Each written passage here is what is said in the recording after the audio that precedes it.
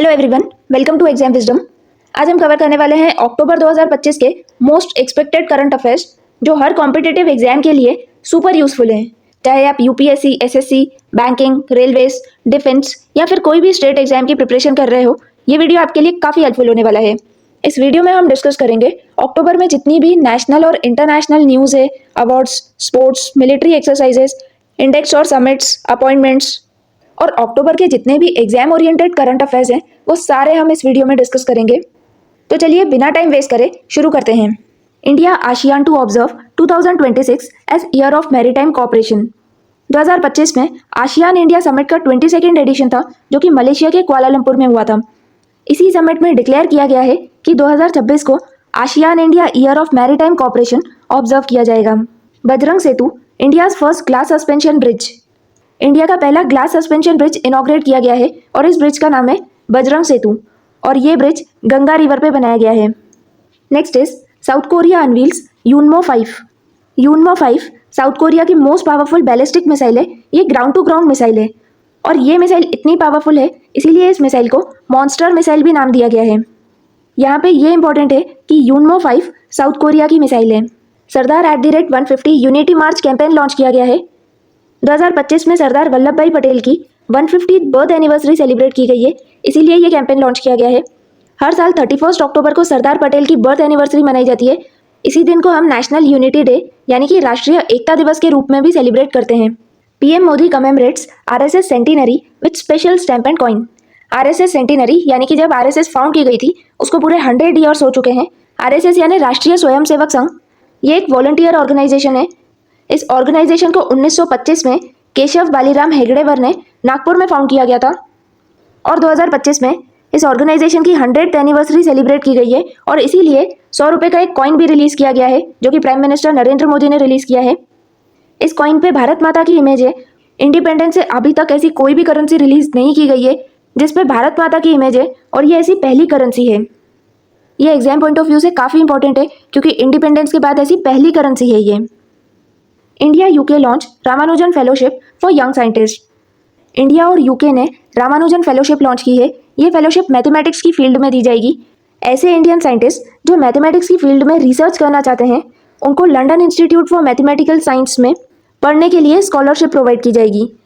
Ramanujan fellowship India और UK ने launch की है। China sets record with CR450 high speed train reaches 453 kilometre per hour. CR450 ये China की ट्रेन है जो कि पूरे वर्ल्ड की फास्टेस्ट बुलेट ट्रेन बनी है। इस ट्रेन की स्पीड 453 किलोमीटर पर आवर है। Largest AI and data infrastructure hub by Google. Google अपना AI और data infrastructure hub Andhra Pradesh के विशाखापट्टनम में एस्टैब्लिश करेगा और ये पहली बार होगा जब US के बाहर गूगल का इतना बड़ा AI और डेटा इंफ्रास्ट्रक्चर हब सेटअप किया जाएगा। Neeraj Chopra conferred honorary rank of lieutenant colonel. India के Olympic gold medallist Neeraj Chopra को इंडियन आर्मी की honorary rank of lieutenant colonel दी गई है। इंडियन आर्मी कभी कभी आउटस्टैंडिंग स्पोर्ट्स पर्सन्स या फिर एथलीट्स को ऑनररी मिलिट्री रैंक देती है जिससे उनके कंट्रीब्यूशन को रिकॉग्नाइज किया जा सके और इस बार ये मिला है नीरज चोपड़ा को। Special tourism police units. Telangana government ने एक नई dedicated tourism police units launch की है जिनका वर्क टूरिस्ट को प्रोटेक्ट करना और टूरिज्म सेफ्टी को इंश्योर करना है। Israel and Hamas sign peace plan. Israel और हमास ने एक पीस प्लान साइन किया है और ये प्लान इजिप्ट के शर्म अल शेख में साइन किया गया है। ये काफ़ी इंपॉर्टेंट डिप्लोमेटिक स्टेप है क्योंकि मिडिल ईस्ट के इस रीजन में काफ़ी टाइम से टेंशन्स थे और ये पीस प्लान एक तरह से होप है कि इस रीजन में वापस से स्टेबिलिटी और पीस इस्टेब्लिश की जा सके। Nuclear powered Burevestnik missile. Burevestnik missile ये एक क्रूज मिसाइल है और ये न्यूक्लियर पावर्ड मिसाइल है। रशिया ने रिसेंटली इस मिसाइल की सक्सेसफुल टेस्टिंग कंडक्ट की है। यहाँ पे ये इंपॉर्टेंट है कि ब्यूरवेस्निक मिसाइल रशिया की मिसाइल है। Tuvalu becomes 90th member of IUCN। IUCN यानी international union for conservation of nature. इस ऑर्गेनाइजेशन को रिसेंटली एक छोटी सी आइलैंड कंट्री टुवालू ने ज्वाइन किया है और टुवालू IUCN की 90th मेंबर कंट्री बनी है। टुवालू के साथ ही IUCN में कुछ और कंट्रीज ने भी ज्वाइन किया है और ये कंट्रीज हैं Armenia, Tajikistan, Marshall Islands, Gabon और Zimbabwe. Kerala becomes India's first state free of extreme poverty. Kerala India का पहला ऐसा स्टेट बना है जो कि एक्सट्रीम पावर्टी से कम्प्लीटली फ्री हो चुका है। इस डिक्लेरेशन के लिए एक रिसेंटली सर्वे कंडक्ट किया गया था और इस सर्वे में ये पता चला है कि केरला में कोई भी फैमिली एक्सट्रीम पॉवर्टी कैटेगरी में नहीं आती है। स्पेशल इंटेंसिव रिवीजन यानी SIR by election commission of India. Election commission of India ने recently special intensive revision initiative लिया है यानी सर इनिशिएटिव लिया है। इस इनिशिएटिव के अकॉर्डिंग इलेक्शन से पहले एक स्पेशल ड्राइव कंडक्ट की जाएगी जिसमें वोटर्स के इलेक्टोरल रोल्स अपडेट और वेरीफाई किए जाएंगे। Kerala to build first under water tunnel. Kerala में पहला अंडर वाटर टनल बनाया जाएगा और ये under water tunnel Fort Kochi और वाइपिन को लिंक करेगा। कुछ इस तरीके का होगा under water tunnel. Balod becomes India's first child marriage free district. Balod ये डिस्ट्रिक्ट छत्तीसगढ़ में है और लास्ट 2 कॉन्जिक्यूटिव ईयर्स से इस डिस्ट्रिक्ट में चाइल्ड मैरिज के एक भी केसेस रिपोर्ट नहीं किए गए हैं, इसीलिए फाइनली इस डिस्ट्रिक्ट को इंडिया की पहली child marriage free district declare किया गया है। Uttar Pradesh to get 76 district name Kalyan Singh Nagar. Uttar Pradesh को 76 डिस्ट्रिक्ट मिलने जा रही है और इस डिस्ट्रिक्ट का नाम है कल्याण सिंह नगर। इस डिस्ट्रिक्ट का नाम उत्तर प्रदेश के former chief minister Kalyan Singh के नाम पर रखा गया है। यह डिस्ट्रिक्ट अलीगढ़ की अतरौली और गंगीरी तहसील और बुलंदशहर की दिबई तहसील को मिला के बनाया गया है। इस डिसीजन के बाद उत्तर प्रदेश में टोटल 76 डिस्ट्रिक्ट हो जाएंगे। ये डिसीजन बेसिकली गवर्नमेंट और लोकल एडमिनिस्ट्रेशन को और एफिशिएंट बनाने के लिए लिया गया है। अब हम बात करते हैं एक इंपॉर्टेंट रिपोर्ट के बारे में। इस रिपोर्ट को नीति आयोग ने रिलीज किया है और ये रिपोर्ट है India's blue economy strategy for harnessing deep sea and offshore fisheries. Blue economy यानी कि ओशंस और कोस्टल रिसोर्सेज का सस्टेनेबल यूज करना, जिससे इकोनॉमी भी ग्रो करे और मैरीन एनवायरनमेंट सेफ रहे। नीति आयोग ने इस रिपोर्ट में रिकमेंड किया है कि हम इको फ्रेंडली प्रैक्टिसेस का यूज करें ताकि ब्लू इकोनॉमी इंडिया की नेक्स्ट ग्रोथ इंजन बन सके। Global forest resources assessment report यानी GFRA रिपोर्ट, इस रिपोर्ट को Food and agriculture Organization release करता है। इस रिपोर्ट के अकॉर्डिंग इंडिया ने ग्लोबल लेवल पे अपनी फॉरेस्ट रैंकिंग इंप्रूव की है और इंडिया की रैंक टोटल फॉरेस्ट एरिया में 9th है और हर साल फॉरेस्ट एरिया गेन में इंडिया की रैंक 3rd है। यानी हम उन कंट्रीज में हैं जहां हर साल फॉरेस्ट एरिया काफ़ी इंक्रीज हो रहा है। फूड एंड एग्रीकल्चर ऑर्गेनाइजेशन की ये रिपोर्ट हर 5 साल में पब्लिश होती है, जिसमें वर्ल्ड की सभी कंट्रीज के फॉरेस्ट कवर को एनालाइज किया जाता है। UIDAI launches Sita. UIDAI ने आधार सिक्योरिटी बढ़ाने के लिए सीता प्रोग्राम लॉन्च किया है। सीता यानी scheme for innovation and technology association with Aadhaar और UIDAI यानी unique identification authority of India. SITAA programme का मेन पर्पस है कि आधार की सिक्योरिटी और सेफ्टी को और बढ़ाया जाए और इसमें एडवांस टेक्नोलॉजीज का यूज़ किया जाए। Uttarakhand to implement automated green tax for vehicles. Uttarakhand में व्हीकल्स पे ग्रीन टैक्स लगाया जाएगा और ये ऐसे व्हीकल्स पे लगाया जाएगा जो कि उत्तराखंड के बाहर से स्टेट में एंटर हो रहे हैं। इसका मेन पर्पस है ताकि हिमालयन इकोसिस्टम को प्रोटेक्ट किया जा सके और व्हीकल से जो पॉल्यूशन होता है उसको रिड्यूस किया जा सके। अब बात करते हैं एनवायरमेंट से रिलेटेड एक इंपॉर्टेंट रिपोर्ट की, an eye on methane from measurement to momentum. इस रिपोर्ट को UNEP यानी यूनाइटेड नेशंस एनवायरमेंट प्रोग्राम ने रिलीज किया है। इस रिपोर्ट ने हाईलाइट किया है कि मीथेन गैस कार्बन डाइऑक्साइड से 80 टाइम्स ज़्यादा पावरफुल होती है। ये गैस मेनली एनर्जी, एग्रीकल्चर और वेस्ट सेक्टर से आती है। अगर हम मीथेन एमिशंस को कम करते हैं तो ग्लोबल वार्मिंग का रेट सिग्निफिकेंट लेवल तक कम किया जा सकता है। यानी सिर्फ कार्बन डाइऑक्साइड ही नहीं, मीथेन भी एक मेजर ग्रीन हाउस गैस है जिसे कंट्रोल करना काफ़ी इंपॉर्टेंट है।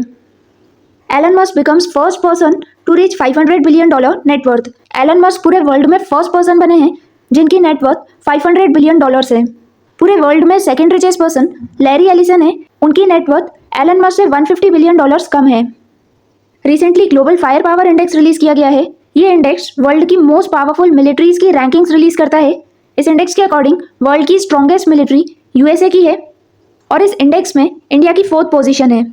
यानी पूरे वर्ल्ड में इंडिया की मिलिट्री 4th स्ट्रॉन्गेस्ट है। हेनले पासपोर्ट इंडेक्स 2025, इस इंडेक्स को हेनले एंड पार्टनर्स रिलीज करते हैं। इस इंडेक्स के अकॉर्डिंग टॉप पोजीशन पे सिंगापुर है और इंडिया की रैंक 85th है। India elected at UNHRC। UNHRC यानी UN ह्यूमन राइट्स काउंसिल। इस काउंसिल में इंडिया पूरे 2 साल के लिए यानी 2026 से 2028 तक के टर्म के लिए इलेक्ट किया गया है।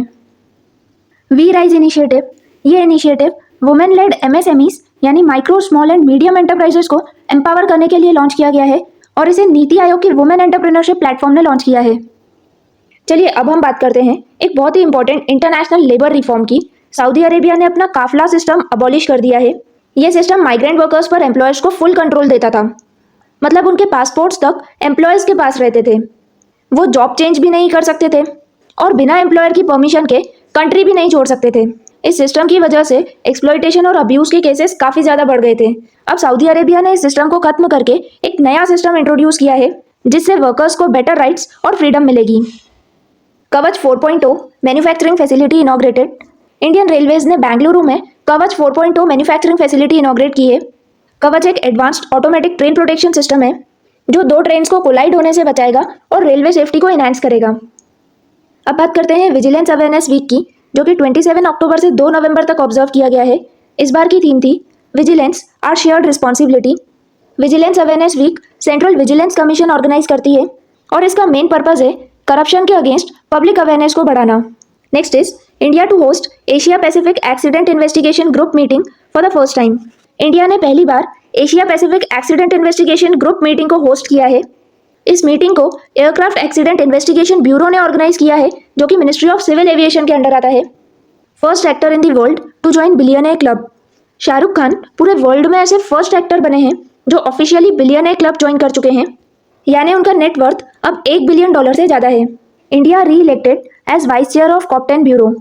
COP10 यानी कॉन्फ्रेंस ऑफ पार्टीज का 10th एडिशन, जो कि international convention against doping in sport पे बेस्ड है। इस कॉन्फ्रेंस में इंडिया एशिया पैसिफिक रीजन का वाइस चेयरपर्सन इलेक्ट हुआ है। वहीं इस कॉन्फ्रेंस का चेयरपर्सन अजरबैजान इलेक्ट हुआ है। ये कॉन्फ्रेंस यूनेस्को हेडक्वार्टर पेरिस में हुई है। Next is Japan launches world's first yen pegged stablecoin JPYC। Japan ने वर्ल्ड का पहला yen pegged stablecoin launch किया है जिसका नाम है JPYC। JPYC यानी जापान पेग्ड येन कॉइन। ये एक क्रिप्टो करेंसी है जो जापान की करेंसी यानी येन पे बेस्ड रहेगी, यानी एक जापानीज येन कॉइन की वैल्यू 1 येन के इक्वल रहेगी। ये स्टेप जापान के डिजिटल करेंसी इकोसिस्टम को बूस्ट करेगा। NASA launches IMAP mission. IMAP यानी interstellar mapping and acceleration probe. ये मिशन सन की मैग्नेटिक फील्ड और इंटरस्टेलर स्पेस के पार्टिकल्स को स्टडी करने पे बेस्ड है। Highest civilian honour to Trump for Gaza ceasefire. Israel ने अपना highest civilian honour US president Donald Trump को दिया है। ये अवार्ड उन्हें गाजा में सीज फायर करवाने के लिए दिया गया है। Next is president Murmu became first Indian president to fly in Indian air force fighter aircraft. President Draupadi Murmu पहली इंडियन प्रेसिडेंट बनी है जिन्होंने इंडियन एयरफोर्स के राफेल फाइटर जेट में उड़ान भरी है और ये उड़ान उन्होंने अंबाला एयरफोर्स स्टेशन से भरी है। इससे पहले वो 2023 में भी सुखोई Su-30 MKI एयरक्राफ्ट से भी वो उड़ान भर चुकी है और तब उन्होंने ये उड़ान तेजपुर एयरफोर्स स्टेशन से भरी थी। इंडियन एयरफोर्स के 2 डिफरेंट फाइटर एयरक्राफ्ट में भी उड़ान भरने वाली वो पहली इंडियन प्रेसिडेंट बनी है। नेक्स्ट है Mongolian president Khurelsukh on a state visit to India. Mongolia के प्रेसिडेंट खुरेलसुख इंडिया आए हैं। यहाँ पे इनका नेम इंपॉर्टेंट है कि मंगोलिया के प्रेसिडेंट है खुरेलसुख। नेक्स्ट है बटुकामा फेस्टिवल। ये एक फ्लोरल फेस्टिवल है जो कि हर साल तेलंगाना में मनाया जाता है। State of finance for forest report. इस रिपोर्ट को UNEP यानी United Nations Environment Programme release करता है। इस रिपोर्ट में ये हाईलाइट किया गया है कि फॉरेस्ट कंजर्वेशन के लिए फाइनेंशियल इन्वेस्टमेंट्स बढ़ाने की जरूरत है ताकि डिफॉरेस्टेशन कंट्रोल हो और क्लाइमेट गोल्स को अचीव किया जा सके। Cyclone मोंथा hits Andhra Pradesh. यहाँ पे साइक्लोन का नेम इंपॉर्टेंट है। इस साइक्लोन का नाम है साइक्लोन मोंथा और इसने आंध्र प्रदेश के कोस्टल रीजन्स को अफेक्ट किया है। Afghan foreign minister Mawlawi Amir Khan Muttaqi's visit to India. Afghanistan के फॉरेन मिनिस्टर आमिर खान मुत्तकी ने इंडिया विजिट किया है और ये 2021 में जब अफगानिस्तान में तालिबान रूल आया था तब से ये पहली बार है कि कोई तालिबान के मिनिस्टर ने इंडिया विजिट किया है। ये तालिबान के फॉरेन मिनिस्टर हैं और इनका नाम है Amir Khan Muttaqi. India to launch model youth gram sabha initiative. इस इनिशिएटिव को ministry of panchayati raj, education और ट्राइबल अफेयर्स मिनिस्ट्री ने लॉन्च किया है। इस इनिशिएटिव का मेन पर्पस है कि स्टूडेंट्स को लोकल गवर्नेंस का प्रैक्टिकल एक्सपीरियंस प्रोवाइड करवाना और इसके लिए स्कूल्स में साइमुलेटेड ग्राम सभा के सेशंस कंडक्ट किए जाएंगे ताकि स्टूडेंट्स को पता चले कि लोकल गवर्नेंस किस तरीके से काम करती है। मिनिस्ट्री ऑफ कोल लॉन्च कोयला शक्ति डैशबोर्ड। मिनिस्ट्री ऑफ कोल ने कोयला शक्ति डैशबोर्ड लॉन्च किया है जिसमें कोल प्रोडक्शन, ट्रांसपोर्टेशन और पोर्ट का जितना भी डेटा है इस पूरे डेटा को इंटीग्रेट किया जाएगा। ये एक सेंट्रलाइज्ड डिजिटल इंटरफेस है जो इंडिया की कोल सप्लाई चेन को रियल टाइम में ट्रैक करेगा। UPI इंट्रोड्यूसेस पे with mutual fund for instant transactions. UPI ने एक नया फीचर इंट्रोड्यूस किया है पे विथ म्यूचुअल फंड, यानी अब यूजर्स अपनी लिक्विड म्यूचुअल फंड होल्डिंग्स से डायरेक्टली इंस्टेंट पेमेंट कर सकते हैं। Vessel Sindhu launches historic voyage to Barren Islands. Passenger vessel Sindhu ने अपना मेडन वॉयेज बैरन आइलैंड्स तक कंप्लीट किया है। ये इंडिया का ओनली एक्टिव वॉल्केनो है। पहले ये रीजन सिर्फ साइंटिस्ट और एरियल सर्वेस के लिए ही एक्सेसिबल था, लेकिन अब टूरिस्ट भी इस रीजन पे विजिट कर सकते हैं। ये अंडमान और निकोबार आइलैंड के मैरीटाइम टूरिज्म को बूस्ट करेगा। यूके प्राइम मिनिस्टर कीर स्टामर्स इंडिया विजिट 2025। यूके के जो प्राइम मिनिस्टर हैं इनका नाम है कीर स्टामर। ये रिसेंटली इंडिया आए थे। एग्जाम पॉइंट ऑफ व्यू से यहाँ पे इनका नेम इंपॉर्टेंट है, कीर स्टामर, और इनकी इस विजिट ने इंडिया और यूके के रिलेशनशिप्स को और स्ट्रेंथन किया है। Droupadi Murmu inaugurates Mahasamadhi centenary of Shri Narayana Guru. President Draupadi Murmu ने केरल के शिवगिरी मठ में श्री नारायण गुरु, जो कि एक सोशल रिफॉर्मर और स्पिरिचुअल लीडर थे, इनकी महासमाधि सेंटिनरी को ऑब्जर्व किया गया है। श्री नारायण गुरु ने अपनी पूरी लाइफ एजुकेशन और इक्वालिटी के लिए डेडिकेट की थी। NPCI launches UPI help AI powered assistant. NPCI यानी national payment corporation of India ने एक AI based support tool launch किया है और इस टूल का नाम है UPI हेल्प। ये एक स्मार्ट AI टूल है जो कि सारे UPI प्लेटफॉर्म्स पे रियल टाइम में पेमेंट इश्यूज, फेल्ड ट्रांजैक्शंस और ग्रीवेंस ट्रैकिंग में हेल्प करेगा। चलिए अब हम अक्टूबर में हुए कुछ मोस्ट इंपॉर्टेंट समिट्स और कॉन्फ्रेंसेस डिस्कस कर लेते हैं। ये टॉपिक हर एग्जाम के लिए मोस्ट इंपॉर्टेंट टॉपिक होता है। फर्स्ट है आसियान इंडिया समिट। इस बार इस समिट का 22nd एडिशन मलेशिया के कुआलालंपुर में हुआ था, जहाँ पे हमारा आसियान समिट हुआ है। आसियान इंडिया समिट भी वहीं पे हुआ था। इस समिट को प्राइम मिनिस्टर नरेंद्र मोदी ने वर्चुअली अटेंड किया था। नेक्स्ट है वर्ल्ड ग्रीन इकोनॉमी समिट। ये समिट दुबई में हुआ था और इस बार इस समिट का 11th एडिशन था। इस बार इस समिट की थीम रखी गई थी innovating for impact, accelerating the future of green economy. फिर है आसियान समिट। आसियान यानी association of south East Asian Nations. ASEAN summit का 47th एडिशन मलेशिया के कुआलालंपुर में हुआ था और इस समिट की थीम रखी गई थी इंक्लूसिविटी एंड सस्टेनेबिलिटी। इस समिट को मलेशिया के प्राइम मिनिस्टर अनवर इब्राहिम ने होस्ट किया था। आसियान में अभी तक 10 मेंबर कंट्रीज थी, लेकिन 2025 में तिमोर लिस्ते, जिसे ईस्ट तिमोर भी कहते हैं, ये एक छोटी सी कंट्री है। इस कंट्री ने आसियान को ज्वाइन किया है और ये आसियान की 11th मेंबर कंट्री बनी है। RBI launches global hackathon harbinger 2025। इस समिट के नेम में ही RBI लिखा है। हम यहाँ से रिमेंबर कर सकते हैं कि global hackathon harbinger summit RBI ने लॉन्च किया है। इस समिट का मेन पर्पस था कि फाइनेंशियल ट्रांजैक्शंस जितने भी हैं उनको और सिक्योर करना। इस बार इस समिट का 4th एडिशन था और इसकी थीम रखी गई थी secure banking powered by identity, integrity and inclusivity. Naval commanders conference, ये न्यू दिल्ली में हुई थी। इस बार इस कॉन्फ्रेंस का 1st एडिशन था और इस कॉन्फ्रेंस में एक नया डिजिटल प्लेटफॉर्म भी लॉन्च किया गया था जिसका नाम है निपुण। निपुण यानी Naval intellectual portal for unified knowledge. East Asia summit, इस समिट का 20th एडिशन था जो कि मलेशिया के कुआलालंपुर में हुआ था और इस समिट में कुआलालंपुर डिक्लेरेशन अडॉप्ट किया गया है। इस समिट में external affairs minister S Jaishankar ने इंडिया को रिप्रेजेंट किया है। नेक्स्ट है ISA असेंबली। ISA यानी इंटरनेशनल सोलर अलायंस। इस बार इंटरनेशनल सोलर अलायंस असेंबली का 8th एडिशन था जो कि न्यू दिल्ली के भारत मंडपम में हुआ है और इस बार की थीम रखी गई थी one sun one world one grid. International solar alliance का हेडक्वार्टर हरियाणा गुरुग्राम में है। नेक्स्ट है इंडिया इंटरनेशनल साइंस फेस्टिवल। इस बार इस समिट का 11th एडिशन था जो कि चंडीगढ़ में हुआ है और इस बार की थीम रखी गई थी विज्ञान से समृद्धि फॉर आत्मनिर्भर भारत। ग्लोबल फिनटेक फेस्ट, इसका 6th एडिशन मुंबई में हुआ है और थीम रखी गई थी empowering finance for a better world powered by AI। International purple fest, इसका 3rd एडिशन था और ये गोवा में हुआ है। International salinity conference we care, ये कॉन्फ्रेंस भी गोवा में हुई है। UNTCC chiefs conclave in New Delhi. UNTCC यानी United Nations troop contributing countries, इनके चीफ्स की कॉन्क्लेव न्यू दिल्ली में हुई है और इंडियन आर्मी ने इस कॉन्क्लेव को होस्ट किया है। 2025 का एशिया पैसिफिक सिटीज समिट, ये समिट दुबई में हुआ है। अब हम अक्टूबर में इंट्रोड्यूस की गई मोस्ट इंपॉर्टेंट गवर्नमेंट स्कीम्स देखेंगे। कपास क्रांति मिशन, इस मिशन का मेन पर्पस है ताकि कॉटन प्रोडक्टिविटी को बढ़ाया जाए। इसे गवर्नमेंट ऑफ इंडिया ने लॉन्च किया है और इसका टोटल आउटले 600 करोड़ का है। इंटरनेशनल आर्यन समिट 2025, ये समिट न्यू दिल्ली में हुआ है। महर्षि दयानंद सरस्वती की 200th बर्थ एनिवर्सरी को ऑब्जर्व करने के लिए ये समिट ऑर्गेनाइज किया गया है। दयानंद सरस्वती आर्य समाज के फाउंडर थे और आर्य समाज के 150 ईयर्स भी सेलिब्रेट किए गए हैं। साइबर जागो प्रोग्राम, ये पंजाब गवर्नमेंट ने लॉन्च किया है और इसका मेन पर्पस था ताकि स्कूल स्टूडेंट्स को इंटरनेट सेफ्टी के बारे में एजुकेट किया जाए। मॉडल यूथ ग्राम सभा, इस इनिशिएटिव को ministry of panchayati raj, education ministry और ट्राइबल अफेयर्स मिनिस्ट्री ने लॉन्च किया है। इस इनिशिएटिव में ग्राम सभा के साइमुलेटेड सेशंस कंडक्ट करवाए जाएंगे जिसमें स्टूडेंट्स पार्टिसिपेट करेंगे। इसका मेन पर्पस ये है ताकि स्टूडेंट्स को पता चले कि लोकल गवर्नेंस डेमोक्रेसी में किस तरीके से काम करती है। नेक्स्ट है नक्शा प्रोग्राम। नक्शा यानी national Jio special knowledge based land survey of urban habitations. इसे डिपार्टमेंट ऑफ लैंड रिसोर्सेज ने लॉन्च किया है और ये इसीलिए लॉन्च किया गया है ताकि अर्बन लैंड रिकॉर्ड्स को मॉडर्नाइज किया जा सके। अब हम अक्टूबर में हुई कुछ इंपॉर्टेंट मिलिट्री एक्सरसाइजेस कवर करेंगे। एक्सरसाइज इन रोकन, इन यानी इंडियन नेवी और रोकन यानी रिपब्लिक ऑफ कोरिया नेवी। ये एक्सरसाइज इंडिया और साउथ कोरिया की पहली नवल एक्सरसाइज है जो कि साउथ कोरिया के बुसान नवल बेस में कंडक्ट की गई है। इस बार इस एक्सरसाइज का फर्स्ट एडिशन था। एक्सरसाइज ऑस्ट्रा हिंद, ये एक्सरसाइज ऑस्ट्रेलिया और इंडिया के बीच होती है। इस बार इसका फोर्थ एडिशन था जो कि ऑस्ट्रेलिया के पर्थ में ऑर्गेनाइज किया गया है। एक्सरसाइज कोंकण, ये एक नवल एक्सरसाइज है जो कि इंडिया और यूके के बीच होती है और इस बार ये इंडिया के वेस्टर्न कोस्ट पे कंडक्ट की गई है। एक्सरसाइज ओशन स्काई, ये एक मल्टीनेशनल एयर कॉम्बैट एक्सरसाइज है जिसमें काफ़ी सारी कंट्रीज पार्टिसिपेट करती है। इसे स्पेनिश एयरफोर्स ऑर्गेनाइज करती है और ये हुई भी स्पेन में है।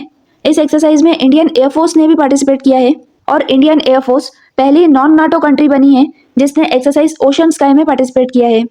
नॉन नाटो यानी ऐसी कंट्रीज जो कि नाटो कंट्रीज की मेंबर नहीं है। नाटो यानी North Atlantic Treaty Organization. Exercise Dust Lake, इस बार इस एक्सरसाइज का 6th एडिशन था। डस्ट लेक एक्सरसाइज इंडिया और उज्बेकिस्तान के बीच होती है। ये एक मिलिट्री एक्सरसाइज है जो कि इस बार पुणे में कंडक्ट की गई है। जेमएक्स यानी जापान इंडिया मैरीटाइम एक्सरसाइज, ये जापान और इंडिया की नवल एक्सरसाइज है जो कि जापान में कंडक्ट की गई है। एक्सरसाइज खान क्वेस्ट, ये multinational peace keeping military exercise है जो कि मंगोलिया के उलान बटर में हुई है। इस एक्सरसाइज को मंगोलियन आर्म फोर्सेस और US Indo Pacific command host करते हैं। एक्सरसाइज समुद्र शक्ति, ये इंडिया और इंडोनेशिया के बीच होने वाली नवल एक्सरसाइज है। इस बार इस एक्सरसाइज का 5th एडिशन हुआ है जो कि विशाखापट्टनम में कंडक्ट किया गया है। एक्सरसाइज आक्रमण, ये इंडियन एयरफोर्स की एक्सरसाइज है। इस एक्सरसाइज में इंडियन एयरफोर्स की डिफेंस कैपेबिलिटीज को टेस्ट किया जाता है, यानी इंडियन एयरफोर्स के पास में कितने फाइटर जेट्स हैं और वो किस तरीके से इंडिया के कॉम्प्लेक्स सिचुएशंस में हेल्प करेंगे। Indian army conducts exercise drone कवच इन अरुणाचल प्रदेश। एक्सरसाइज ड्रोन कवच, ये एक्सरसाइज अरुणाचल प्रदेश में हुई है। इसमें इंडियन आर्मी और आईटीबीपी ने पार्टिसिपेट किया है। आईटीबीपी यानी Indo Tibetan border police. Exercise drone कवच का मेन पर्पस था ताकि नेक्स्ट जनरेशन ड्रोन्स की टेस्टिंग की जाए और उन्हें वैलिडेट किया जाए। यूनेफ 4 एक्सरसाइज, ये एक नेवी एक्सरसाइज है जो कि इंडियन ओशन में कंडक्ट की गई है। इस एक्सरसाइज में इंडियन नेवी और यूरोपियन यूनियन की नवल फोर्सेस पार्टिसिपेट करती हैं। अब हम अक्टूबर में हुए कुछ इंपॉर्टेंट अपॉइंटमेंट्स कवर करेंगे। Sanae Takaichi becomes Japan first female prime minister. Japan की फर्स्ट फीमेल प्राइम मिनिस्टर बनी है Sanae Takaichi. Newly appointed president ASSOCHAM. ASSOCHAM यानी associated chamber of commerce and industry, इसके नए प्रेसिडेंट बने हैं निर्मल कुमार मिंडा। एसोकेम 1920 में फॉर्म किया गया था और इसका हेडक्वार्टर न्यू दिल्ली में है। Newly appointed director general of UNESCO. UNESCO यानी United nations education scientific and cultural organisation. UNESCO के नए डायरेक्टर जनरल बने हैं खालिद अल इनानी। यूनेस्को का हेडक्वार्टर पेरिस फ्रांस में है। Rodrigo Paz wins Bolivia's presidency. Bolivia के नए प्रेसिडेंट अपॉइंट हुए हैं Rodrigo Paz. Justice Surya Kant as 53rd chief justice of India. India के 53rd चीफ जस्टिस बने हैं justice Surya Kant. New chairman of IUCN species survival commission. IUCN यानी international union for conservation of nature, इस organisation के species survival commission के नए chairman appoint हुए हैं विवेक मेनन। और विवेक मेनन फर्स्ट एशियन भी हैं जो इस ऑर्गेनाइजेशन के चेयरमैन अपॉइंट हुए हैं। President of FICCI for 2025-26 term. FICCI यानी federation of Indian chamber of commerce and industry, इस ऑर्गेनाइजेशन के नए प्रेसिडेंट अपॉइंट हुए हैं अनंत गोयनका।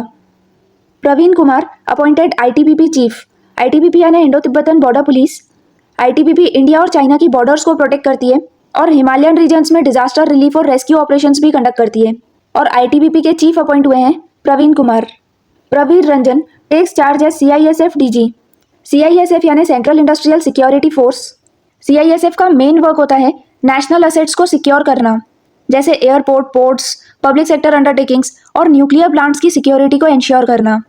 CISF के नए डायरेक्टर जनरल अपॉइंट हुए हैं प्रवीर रंजन। अब हम अक्टूबर के अवार्ड्स कवर करेंगे।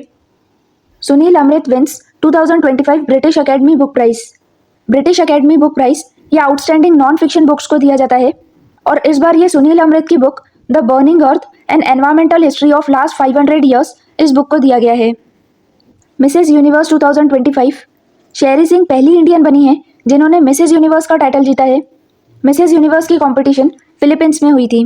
2025 के राष्ट्रीय विज्ञान पुरस्कार।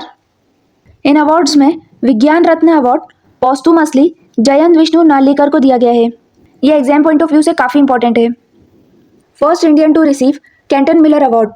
Doctor Sonali Ghosh first Indian बनी है जिन्हें कैंटन मिलर अवार्ड दिया गया है। Doctor Sonali Ghosh Kaziranga national park और टाइगर रिजर्व की डायरेक्टर हैं। कैंटन मिलर अवार्ड यह अवार्ड नेशनल पार्क्स और प्रोटेक्टेड एरियाज में इनोवेशन और सस्टेनेबिलिटी को प्रमोट करने के लिए दिया जाता है। इस अवार्ड को world commission on protected areas देती है, जो कि IUCN के अंडर आती है। IUCN यानी international union for conservation of nature. Next है global technical recognition from UNFAO। UNFAO यानी यूनाइटेड नेशंस की फूड एंड एग्रीकल्चर ऑर्गेनाइजेशन। इस ऑर्गेनाइजेशन ने इंडिया के एक्वाकल्चर मॉडल, जिसका नाम सेम मॉडल है, इस मॉडल को ग्लोबल टेक्निकल रिकॉग्निशन अवार्ड मिला है। सेम यानी sustainable aquaculture and mangrove ecosystems. SAIME model West Bengal के सुंदरबंस में इंप्लीमेंट किया गया था। Sanjeev Kapoor honoured as top food pioneer by world food prize foundation. World food prize foundation ने टॉप एग्री फूड पायनियर का अवार्ड संजीव कपूर को दिया है। Professor Arthur James wins TANSA award 2022 for environmental science. TANSA award यानी Tamil Nadu scientist award, ये 2022 का award 2025 में दिया गया है। यह अवार्ड प्रोफेसर आर्थर जेम्स को उनकी मैरीन रिसर्च के कारण दिया गया है। अब बात करते हैं फिल्म फेयर अवार्ड्स की। इस बार फिल्म फेयर अवार्ड्स का 70th एडिशन था। इन अवार्ड्स में बेस्ट फिल्म का अवार्ड लापता लेडीज़ को मिला है। बेस्ट एक्ट्रेस का अवार्ड आलिया भट्ट और बेस्ट एक्टर का अवार्ड ये चंदू चैंपियन के लिए कार्तिक आर्यन और I Want to Talk movie के लिए अभिषेक बच्चन को मिला है। बेस्ट डायरेक्टर का अवार्ड लापता लेडीज़ की डायरेक्टर किरण राव को मिला है। और इस बार के फिल्म फेयर अवार्ड्स में सबसे ज़्यादा अवार्ड्स लापता लेडीज़ को मिले हैं। इस मूवी को टोटल 14 अवार्ड्स मिले हैं। 2025 का अबेल प्राइज़ को मैथमेटिक्स का नोबेल भी माना जाता है। इस बार यह मिला है मसाकी काशीवारा को। अब हम अक्टूबर में हुए कुछ important sports current affairs cover करेंगे। FIFA announces new FIFA ASEAN cup to boost South East Asian football. South East Asia में फुटबॉल को प्रमोट करने के लिए फीफा ने एक नया फुटबॉल टूर्नामेंट अनाउंस किया है। इस नए टूर्नामेंट का नाम है फीफा आशियान कप। इस टूर्नामेंट को इस बार के आशियान समिट में अनाउंस किया गया है, जो कि कुआलालंपुर मलेशिया में हुआ था। फीफा आशियान कप में आशियान की मेंबर कंट्रीज पार्टिसिपेट करेगी। आशियान की टोटल 11 मेंबर कंट्रीज है। इस बार ईस्ट तिमोर आशियान का 11th मेंबर कंट्री बना है और फीफा के प्रेसिडेंट हैं गियानी इन्फेंटिनो।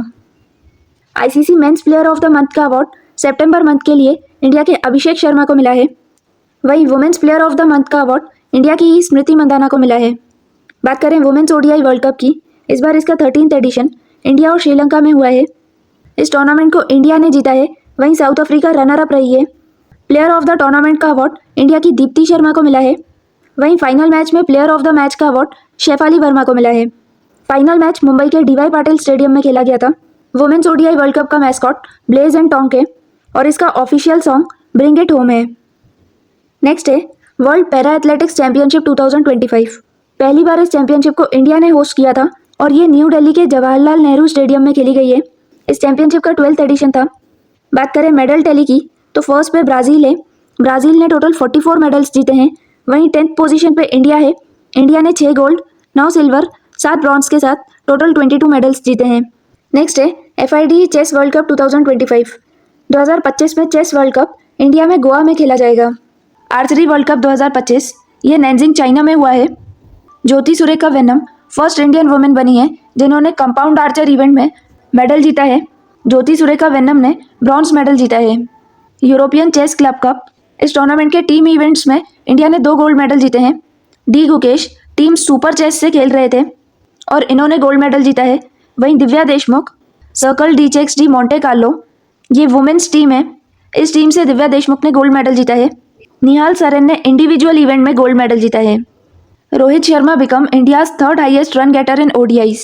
ODI यानी वनडे इंटरनेशनल्स। रोहित शर्मा के वनडे इंटरनेशनल्स में सबसे ज़्यादा रन्स हैं और वो 3rd हाईएस्ट रन गेटर बने हैं। फर्स्ट पे सचिन तेंदुलकर हैं, वहीं सेकंड पे विराट कोहली हैं। 62nd नेशनल चेस चैंपियनशिप, ये चैंपियनशिप आंध्र प्रदेश के गुंटूर में हुई है। इस चैंपियनशिप को ग्रैंड मास्टर P इनियन ने जीता है। ये तमिलनाडु के हैं। James Anderson awarded knighthood title. James Anderson England के क्रिकेटर हैं, इन्हें नाइटहुड का टाइटल दिया गया है। 11th एशियन एक्वेटिक्स चैंपियनशिप 2025, इस चैंपियनशिप को इंडिया ने पहली बार होस्ट किया है। ये चैंपियनशिप अहमदाबाद में हुई है और इस बार इस चैंपियनशिप का 11th एडिशन था। बात करें मेडल टैली की तो चाइना फर्स्ट पोजीशन पे है। चाइना ने 54 मेडल्स जीते हैं। वहीं इस चैंपियनशिप में इंडिया की 11th पोजीशन है। इंडिया ने 4 सिल्वर और 9 ब्रॉन्ज मेडल्स के साथ टोटल 13 मेडल्स जीते हैं। Ahmedabad recommended to host 2030 Commonwealth Games. 2030 के कॉमनवेल्थ गेम्स अहमदाबाद में खेले जाएंगे और 2030 में कॉमनवेल्थ गेम्स की 100th एनिवर्सरी होगी, यानी जब से ये गेम्स स्टार्ट हुए थे तब से 100 ईयर्स कंप्लीट हो जाएंगे। इससे पहले इंडिया 2010 में कॉमनवेल्थ गेम्स होस्ट कर चुका है। ये सेकेंड टाइम होगा जब इंडिया कॉमनवेल्थ गेम्स को होस्ट करेगा। Shubman Gill appointed as India's new ODI captain. Indian cricket के वनडे इंटरनेशनल फॉर्मेट के कैप्टन बने हैं Shubman Gill. Rohit Sharma becomes the oldest ever ICC number 1 ODI batter. Rohit Sharma ICC men's ODI rankings के नंबर 1 पोजीशन पे हैं और ऐसा करने वाले वो सबसे ओल्डेस्ट बैटर बने हैं। कॉग्निवेरा इंटरनेशनल पोलो कप, यह tournament Jaipur polo ground new Delhi में खेला गया है। इसमें विनर इंडिया है और रनर अप अर्जेंटीना की टीम है। Next is Asian youth games. 2025 के एशियन यूथ गेम्स बहरीन में खेले गए हैं। इस बार एशियन यूथ गेम्स का 3rd एडिशन था और इसका मोटो था inspire dreams build a legacy. बात करें मेडल टैली की तो फर्स्ट पोजीशन पे चाइना है और इस टूर्नामेंट में इंडिया की 9th पोजीशन है। इंडिया ने 7 गोल्ड, 11 सिल्वर, 15 ब्रॉन्ज मेडल्स के साथ टोटल 33 मेडल्स जीते हैं। Preeti Smita Bhoi sets world record, wins gold at Asian youth games. Asian youth games में इंडियन वेटलिफ्टर प्रीति स्मिता भोई ने एक नया वर्ल्ड रिकॉर्ड सेट किया है। उन्होंने टोटल 158 किलोग्राम वेट लिफ्ट किया है। Veer Bhadu creates history, bags India's first ever MMA medal. MMA यानी mixed martial arts. Veer Bhadu पहले इंडियन बने हैं जिन्होंने एशियन यूथ गेम्स में इंडिया को मिक्स्ड मार्शल आर्ट्स में पहली बार मेडल दिलवाया है। इन्हें ब्रॉन्ज मेडल मिला है। 2025 में मिक्स्ड मार्शल आर्ट्स पहली बार एशियन यूथ गेम्स में इंक्लूड किया गया था। Abhishek Sharma sets new record in ICC men's टी20 बैटर रैंकिंग्स। मेंस टी20 बैटर रैंकिंग्स में अभिषेक शर्मा ने एक न्यू रिकॉर्ड सेट किया है। इस रैंकिंग्स में इनके सबसे ज़्यादा पॉइंट्स हैं। अभिषेक शर्मा के टोटल 931 पॉइंट्स हैं। अभी तक इतने पॉइंट्स किसी भी बैटर के नहीं रहे हैं और ये इस रैंकिंग्स में फर्स्ट पोजीशन पे हैं। Mohun Bagan wins 125th IFA shield. IFA यानी इंडियन फुटबॉल एसोसिएशन। इस बार इस टूर्नामेंट का 125th एडिशन खेला गया है। ये एक फुटबॉल टूर्नामेंट है जिसे मोहन बागान ने जीता है। यह टूर्नामेंट कोलकाता के सॉल्ट लेक स्टेडियम में खेला गया था। Lando Norris wins Mexico grand prix. Mexico grand prix ये एक मोटर रेसिंग इवेंट है जिसे मैक्लेरन टीम से खेलने वाले लैंडो नॉरिस ने जीता है। Formula 1 United states grand prix 2025, यह टूर्नामेंट ऑस्टिन में खेला गया है। इसे मैक्स वर्स्टैपेन ने जीता है। यह भी एक मोटर रेसिंग इवेंट है। Saif senior championship. सैफ यानी साउथ एशियन एथलेटिक्स फेडरेशन, यह एथलेटिक्स का टूर्नामेंट है। इस बार इस चैंपियनशिप का 4th एडिशन झारखंड के रांची में खेला गया। बात करें मेडल टैली की तो इस टूर्नामेंट में इंडिया की फर्स्ट पोजीशन है। इंडिया ने 20 गोल्ड, 20 सिल्वर और 18 ब्रॉन्ज मेडल्स के साथ टोटल 58 मेडल्स जीते हैं। Next is Sultan Johar cup. यह हॉकी टूर्नामेंट है। इस टूर्नामेंट को ऑस्ट्रेलिया ने जीता है और इंडिया रनर अप रही है। यह टूर्नामेंट मलेशिया के जोहर में खेला गया है। BWF world junior mix team championship, ये बैडमिंटन का टूर्नामेंट है जो कि आसाम के गुवाहाटी में खेला गया है और इस टूर्नामेंट में इंडिया ने ब्रॉन्ज मेडल जीता है। Sujeet Kalkal wins gold at under 23 world wrestling championship. Under 23 world wrestling championship Serbia में खेली गई है। इस चैंपियनशिप में सुजीत कलकल ने गोल्ड मेडल जीता है। बात करें मेडल टैली की तो फर्स्ट पोजीशन पे जापान है। वहीं 7th पोजीशन पे इंडिया है। इंडिया ने 1 गोल्ड, 2 सिल्वर, 6 ब्रॉन्ज मेडल्स के साथ टोटल 9 मेडल्स जीते हैं। Senior women's national football championship 2025, इस बार इस चैंपियनशिप का 30th एडिशन था जो कि छत्तीसगढ़ के नारायणपुर में खेला गया और इसे मणिपुर की टीम ने जीता है। ये डोमेस्टिक फुटबॉल टूर्नामेंट है। अब हम अक्टूबर में रिलीज हुई कुछ इंपॉर्टेंट बुक्स कवर करेंगे। CDS general Anil Chauhan's book, CDS यानी chief of defence staff general Anil Chauhan की लिखी हुई बुक रिलीज हुई है। इस बुक का टाइटल है ready, relevant and resurgent second, shaping a future ready force. Next most important book है civil military fusion as a metric of national power and comprehensive security. इस बुक को lieutenant general Raj Shukla ने लिखा है। ऋचा शर्मा की novel release हुई है। इस नॉवेल का नाम है फाइंडिंग होम अगेन। अब हम अक्टूबर के कुछ इंपॉर्टेंट डेज कवर करेंगे। राष्ट्रीय एकता दिवस, नेशनल यूनिटी डे ऑन 31 अक्टूबर। हर साल सरदार वल्लभ भाई पटेल की बर्थ एनिवर्सरी को यानी कि 31 अक्टूबर को राष्ट्रीय एकता दिवस सेलिब्रेट किया जाता है। 2025 में सरदार पटेल की 150th बर्थ एनिवर्सरी सेलिब्रेट की गई है और इस बार के सेलिब्रेशंस एकता नगर गुजरात में हुए हैं। वर्ल्ड फूड डे हर साल 16 अक्टूबर को मनाया जाता है। इस बार की थीम है sustainable food systems for a healthy planet. UN day 2025 UN यानी यूनाइटेड नेशंस डे हर साल ये 24 अक्टूबर को ऑब्जर्व किया जाता है। इस बार यूएन डे की 80th एनिवर्सरी सेलिब्रेट की गई और इस बार की थीम रखी गई थी building our future together. International day for eradication of poverty हर साल 17 अक्टूबर को मनाया जाता है और इस बार की थीम रखी गई थी supporting families ending maltreatment. World mental health day हर साल 10 अक्टूबर को मनाया जाता है। इस बार की थीम थी access to services mental health in catastrophes and emergencies. Indian air force day हर साल 8 अक्टूबर को सेलिब्रेट किया जाता है। इस बार इंडियन एयरफोर्स डे की 93rd एनिवर्सरी गाजियाबाद के हिंडौन एयरबेस में सेलिब्रेट की गई। इंडियन एयरफोर्स का मोटो है touch the sky with glory यानी नभः स्पर्शम दीप्तम। वर्ल्ड पोलियो डे हर साल 24 अक्टूबर को ऑब्जर्व किया जाता है। इस बार की थीम रखी गई थी end polio every child every vaccine everywhere. Global media and information literacy week ये 24 से 31 अक्टूबर तक सेलिब्रेट किया गया और इस बार की थीम रखी गई थी minds over AI media and information literacy यानी MIL in digital spaces. World day for audio visual heritage हर साल ये 27 अक्टूबर को ऑब्जर्व किया जाता है और इस बार की थीम थी digitising our shared UNESCO history. NSG raising day NSG यानी national security guard raising day हर साल 16 अक्टूबर को ऑब्जर्व किया जाता है। नेशनल सिक्योरिटी गार्ड इंडिया की स्पेशल काउंटर टेररिज्म फोर्स है जिसे ब्लैक कैट्स भी कहा जाता है। ITBP रेजिंग डे 2025 ITBP यानी Indo Tibetan border police. ITBP 24 अक्टूबर को फॉर्म हुई थी, इसीलिए हर साल 24 अक्टूबर को ITBP रेजिंग डे ऑब्जर्व किया जाता है। ITBP का मोटो है शौर्य दृढ़ता कर्मनिष्ठा। अब हम अक्टूबर के कुछ ऑबिट्यूरीज देख लेते हैं। Veteran actor Satish Shah passes away. Satish Shah actor थे और रिसेंटली इनकी डेथ हो गई है। Piyush Pandey the father of Indian advertising passes away. Father of Indian advertising Piyush Pandey को कहा जाता है और रिसेंटली इनकी डेथ हो गई है। Govardhan Asrani passed away. गोवर्धन असरानी भी एक बॉलीवुड एक्टर थे जिनकी रिसेंटली डेथ हुई है।